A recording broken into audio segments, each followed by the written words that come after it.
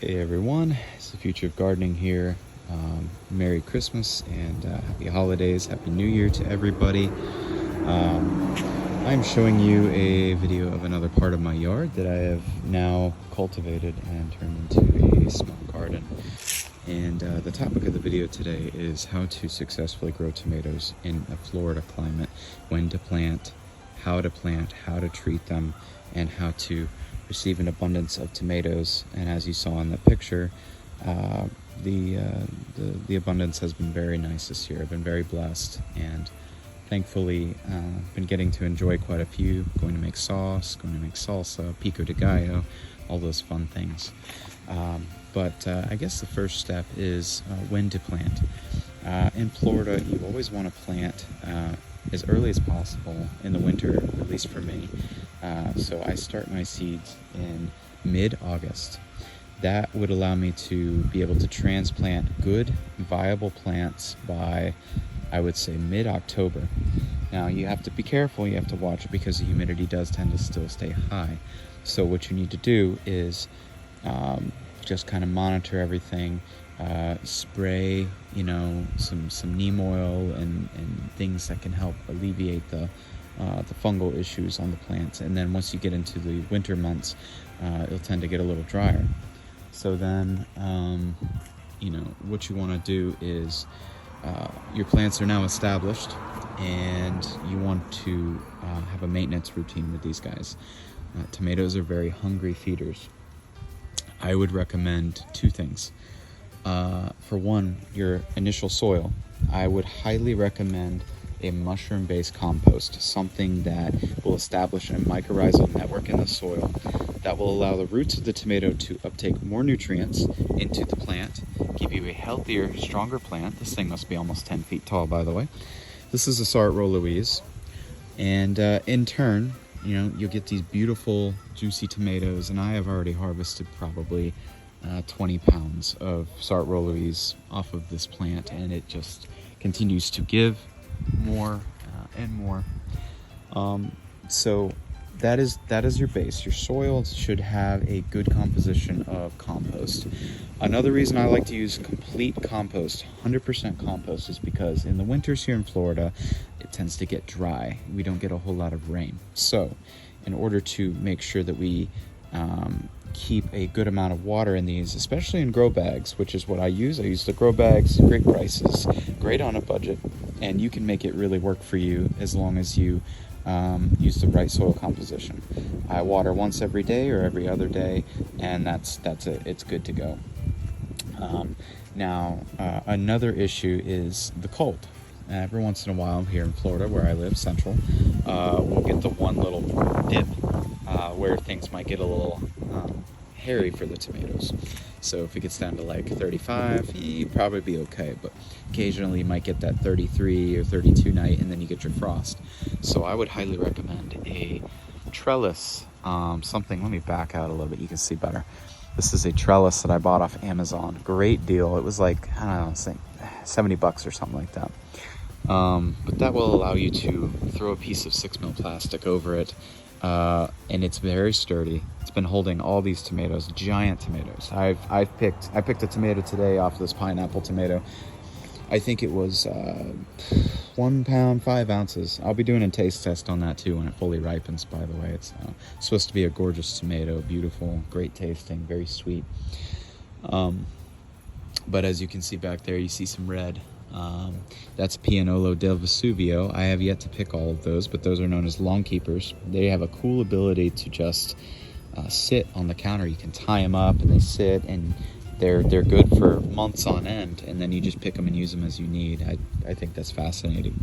They're able to do that because of a thicker skin. But aside from the point, I'm going off on tangents left and right.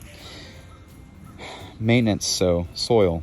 Full compost. I highly recommend mushroom compost if you can find it. It's available at Lowe's. It's organic. It's great stuff, and it also holds nutrition if you feed your plant, which I highly recommend, and I'll be getting into that topic next. Water every day, every other day. Make sure your soil is at a good level in your pot. Make sure it's, make sure you're not going shallow, because the more soil you have, the more compaction you're going to have to hold and retain that water. Secondly, I would also recommend, if you can't get the compost, use something that's manure base as a compost, and that still retains water, and then buy the mycorrhizal pellets. The mycorrhizal pellets will inoculate the soil. That will allow you to, again, build that fungal network inside, underneath the soil where the plants are. Throw a couple earthworms in there if you've got access to earthworms too. That's great. You know, keep everything alive in there. That's what really keeps this going. Bioactive, bioactive home for these guys. Basically, it keeps them healthy. It keeps them flourishing. All right, now the big thing. This is the maintenance. To keep these guys happy and well fed here, I have developed a regimen where I feed once every 3 weeks a NPK of 20-20-20 fertilizer. What I do is I take that, and it's all inclusive. It even has the calcium and magnesium, so I don't have to add the eggshells or any of the crazy stuff. I would do a little research. I'm able to get it through a friend, wholesale. There's a few places around here. There's a place on Ridge Road that sells it for a great price. You just take that, and I take about 6 scoops, somewhere in there, and I mix it with a 5-gallon bucket of water, and I fill it all the way to the top, and I start distributing it evenly between all the plants. Now I'll do all the plants out here in the yard, and they're really happy and they're responding well. So that is the maintenance procedure that I do to keep these guys happy and healthy and allow you to get big juicy tomatoes like this or this. There's just some massive ones that have been wonderful. I want to tell you guys the downsides of Florida growing, and I have a prime example right here that it makes me a little sad, but it's just kind of the break. It's what happens, but I'm going to focus in on this leaf. See all that chlorophyll, the spotting? It's known as the spotted, I think the red spider mite. There's a really good picture right there. You can see all that webbing. Yeah, they've really taken over this thing, and I'm trying to fight these guys organically by buying ladybugs and things like that, and you can do that, and I would highly recommend it. But what I would recommend you do first, before you invest in all the ladybugs, is buy something nice that can house the ladybugs. If they have no shelter, nothing to hide in or go to, they're going to fly away. They're going to look for that shelter. I've got the food abundance. They eat the spider mites, but unfortunately they have no reason to stick around because they need shelter. So I'm going to be investing in more bug hotels and ways to try and keep them happy and sticking around. So I guess I'm going to try and handle this a little more intensely with some neem oil. Now, the reason this happened in the first place is the first cold front we had come through. I was able to cover everything, but unfortunately this one on the outside here, the plastic had flipped up. It was a very windy night, and as a result, this actually took a little bit of a shock. As soon as you have a healthy tomato and it takes a shock, it takes any form of stress, just like a human body, the plant is going to experience a degradation in its ability to fight off diseases and, as you can see, pests. So now we have a pest infested tomato, which now will spread because they'll continue to multiply. So what I like to do is I spray them off with the water hose. I've been away for a week on vacation, so I come back. Now I'm going to start spraying these off every day with a water hose. That tends to keep them at bay. I'm going to get the neem oil out, try and get some neem oil in here, and probably will buy a few more ladybugs, a few more hotels as well. Gonna just try and keep beating this, but the goal is to keep these things as happy and healthy as can be. If you can do that, and if you can keep them from experiencing any stress, you will experience very few pests, very few diseases, and no issues at all. So I want to go into the next subject is how, I'm trying to think if there's anything else. Really, it's the maintenance, the upkeep. Whether you want to pick them on the vine or pick them early and let them ripen on the counter, I don't seem to see any differences between doing it, although I like to let them ripen on the vine because they get good flavor. The ones that I've let ripen on the vine and pick and eat that day, I've had better experiences with. Whether it's an old wives' tale or not, I don't know.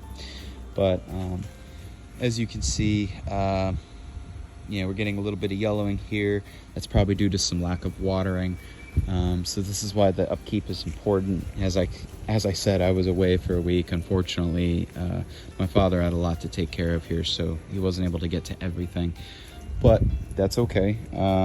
It's going on just about January, so we still have a good 6 months of tomato season here in Florida. This is why I love getting started early, October, because you can take advantage and have plants this big at Christmas. I took, I think, 20 pounds to my in-laws, and we made all sorts of cool stuff up there. And I come back and I harvested everything you see in the thumbnail for this video. And as you can see, there's plenty more ripening, plenty more coming along. So there's definitely a great production going on here. And this is just the front yard. The backyard is loaded with tomatoes as well. I've got all sorts of different varieties: paste tomatoes, slicers, dwarf tomatoes, micro dwarf tomatoes, but the principle always stays the same. I highly recommend that maintenance protocol. Water every other day, fertilize every 2 to 3 weeks with the 20-20-20 all-inclusive NPK. If you can't find the all-inclusive, get the 20-20-20 and then get a CalMag supplement and add it to it. The ratio is going to be based on the instructions on the back, but do it for a 5-gallon bucket. But remember, every plant is going to need its own, so I would multiply it by the number of plants you plan on watering. So if you're going to do two grow bags, then I would double the recipe for the 5-gallon water-soluble instructions, and then do half in here, half in there. And if you're doing 4, then you divide it by 4s. It's the same principle, just multiplicative as you continue to feed more.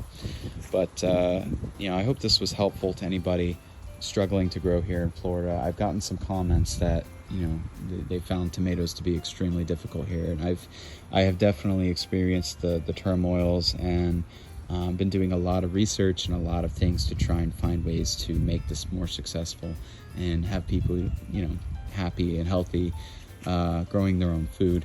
And since tomatoes seem to be one of the main staples for a lot of the things we eat, I figured it's an important one to grow. But guys, I really appreciate everybody watching. I hope all of you had a wonderful Christmas with you and your families. Holidays, I know there's a lot of different holidays around this time, so hope everybody's just been having a good time. And I hope everybody has a great new year coming up. And I wish you all the best for your gardening, and I wish you happy growing. Thank you. Bye.